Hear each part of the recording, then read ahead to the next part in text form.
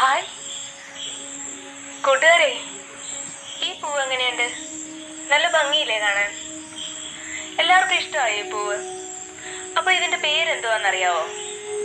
ഇതാണ് നിശാഗന്ധി. രാത്രിയിൽ മാത്രം പുഷ്പിക്കുകയും സുഗന്ധം പരത്തുകയും ചെയ്യുന്ന ഒരു ചെടിയാണ് നിശാഗന്ധി. കള്ളിമുൾ ചെടികളിൽ ഉൾപ്പെടുന്ന കാക്ടേസിയ കുടുംബത്തിലെ ഒരു അംഗമാണ് കേട്ടോ ഇവൾ.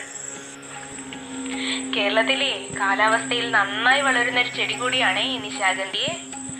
നമ്മുടെ മലബാർ പ്രദേശങ്ങളിലേക്ക് ഈ നിശാഗന്ധിയുടെ പേര് അനന്തശയനം എന്നാണ് കേട്ടോ. ഇംഗ്ലീഷുകാരാവട്ടെ ഈ ചെടിയെ Dutchman pipe, queen of the night, Bethlehem lily എന്നീ പേരുകളിലാണ് വിശേഷിപ്പിക്കാറുള്ളത്.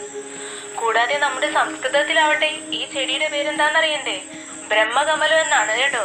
ബ്രഹ്മകമലമോ? അങ്ങനെ വേറൊരു ചെടി ഉണ്ടല്ലോ. ശരിയാണ്, ബ്രഹ്മകമലം എന്ന പേരില് നമ്മുടെ ഹിമാലയത്തിൽ മാത്രം കാണുന്ന മറ്റൊരു ചെടിയുടെ പേരും ബ്രഹ്മകമലം എന്നാണ്. ഇന്ത്യയിൽ മിക്ക സ്ഥലത്തും നന്നായി വളരുന്ന ഈ ചെടിയെ മെക്സിക്കോ, ബ്രസീൽ തുടങ്ങിയ ലാറ്റിൻ അമേരിക്കൻ രാജ്യങ്ങളിലും തെക്ക് കിഴക്കൻ ഏഷ്യയിലും സുലഭമായി കാണപ്പെടുന്നുണ്ട്.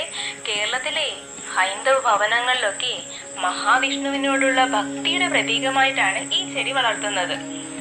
പിന്നെ സാഹിത്യത്തിലൊക്കെ കവികളും കലാകാരന്മാരുടെയൊക്കെ പ്രധാനപ്പെട്ട കാവ്യബിംബമാണ് ഈ നിശാഗന്ധി. മലയാളത്തിലെ ശ്രദ്ധേയനായ കവി ശ്രീ ONV കുറുപ്പ് സാർ നിശാഗന്ധി നീ എത്ര ധന്യ എന്നൊരു കവി രചിച്ചിട്ടുണ്ട്.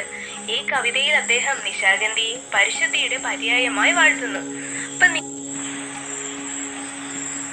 ഈ നിശാഗന്ധിയിലെ പൂ വിരിയുന്ന കാണണമെങ്കിൽ നമ്മൾ ഒരു വർഷം കാത്തിരിക്കണം. അതെന്താണെന്നറിയാവോ? ഇതിൽ ഒരു വർഷത്തിൽ ഒരിക്കൽ മാത്രമേ പൂ ഉണ്ടാകത്തുള്ളൂ. ആ ദിവസം, അതായത് രാത്രിയിൽ ഇത് വിരിഞ്ഞിട്ട് സൂര്യോദയം ആകുമ്പോഴത്തേക്കും ഈ പൂവ് വാടിപ്പോവുകയാണ് ചെയ്യുന്നത്. നല്ല തൂവെള്ള നിറത്തിലുള്ള ഈ പൂവ് കാണാൻ തന്നെ നല്ല ഭംഗിയാണ്. അതുപോലെ തന്നെ ഇത് വിരിയുന്ന സമയത്ത് നല്ല സുഗന്ധവുമാണ് കേട്ടോ. പിന്നെ നമ്മുടെ ഇന്ത്യയിലെയൊക്കെ മിക്ക സ്ഥലത്തും നന്നായി വളരുന്ന ഒരു ചെടി കൂടിയാണ് കേട്ടോ ഈ നിശാഗന്ധി എന്ന് പറയുന്നത്, അല്ലെങ്കിൽ ബ്രഹ്മകമലം എന്ന് പറയുന്നത്. ഈ നിശാഗന്ധി ചെടിക്ക് ഇലകളില്ല കേട്ടോ. അതായത് ഇലകളെ പോലെ തോന്നുന്ന പച്ച നിറമുള്ള കാണ്ഡങ്ങളോട് കൂടിയുള്ള ഒരു സസ്യമാണ് ഈ നിശാഗന്ധി. ആ പച്ച നിറത്തിൽ കാണുന്നതേ അതിന്റെ കാണ്ഡങ്ങളാണ്. ഈ കാണ്ഡത്തിൽ നിന്നാണ് ഈ പൂവ് മുളച്ച് വിരിയുന്നത്.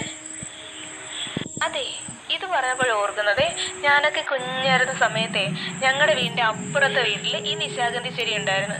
അപ്പം അവിടങ്ങൾ വേറെ വീടുകളിലൊന്നും ഈ ചെടി ഞാൻ കണ്ടിട്ടില്ല. പക്ഷെ ഞങ്ങളുടെ തൊട്ടപ്പുറത്തെ വീട്ടിൽ ഈ നിശാഗന്ധി ചെടി ഉണ്ടായിരുന്നു. അപ്പം ഇതിനകത്ത് ഈ പൂ വിരിയുന്ന സമയമാകുമ്പോഴത്തേക്കും അവർ നമ്മളോട് പറയുവേ, ഈ പൂ വിരിയുന്ന കണ്ടാൽ അതിനകത്ത് വിഷ്ണു ഭഗവാന്റെ അനന്തശയനം കാണാൻ പറ്റുമെന്ന്. അപ്പൊ കുഞ്ഞായിരുന്നതുകൊണ്ട് നമുക്ക് ഇത് വളരെയധികം ഒരു കൗതുകമായിട്ടാണ് തോന്നിയത്. അതുകൊണ്ട് തന്നെ നമ്മൾ അവരുടെ വീട്ടിൽ പോയി രാത്രി വരെ ഇരിക്കും ഈ പൂ വിരിയുന്ന കാണാൻ വേണ്ടിയിട്ട്. ഈ പൂ വിരിയുന്ന കണ്ട് അതിനകത്ത് അനന്തശയനമൊക്കെ കണ്ടിട്ടാണ് നമ്മൾ വീട്ടിലേക്ക് തിരിച്ചു വരുന്നത്. ഇപ്പൊ ഈ നിശാഗന്ധിയെ കുറിച്ച് പറഞ്ഞപ്പോഴും ആദ്യം തന്നെ ഓർമ്മ വന്നത് ആ ഒരു നല്ലൊരു മെമ്മറിയാണ് അന്നത്തെ. അപ്പോൾ ഈ നിശാഗന്ധിയെ കുറിച്ചുള്ള ഈ കുഞ്ഞറിവ് നിങ്ങൾക്ക് എല്ലാവർക്കും ഇഷ്ടമായെന്ന് കരുതുന്നു. ഇഷ്ടമായ ലൈക്ക് ചെയ്യാനും സബ്സ്ക്രൈബ് ചെയ്യാനും മറക്കില്ലല്ലോ അല്ലേ?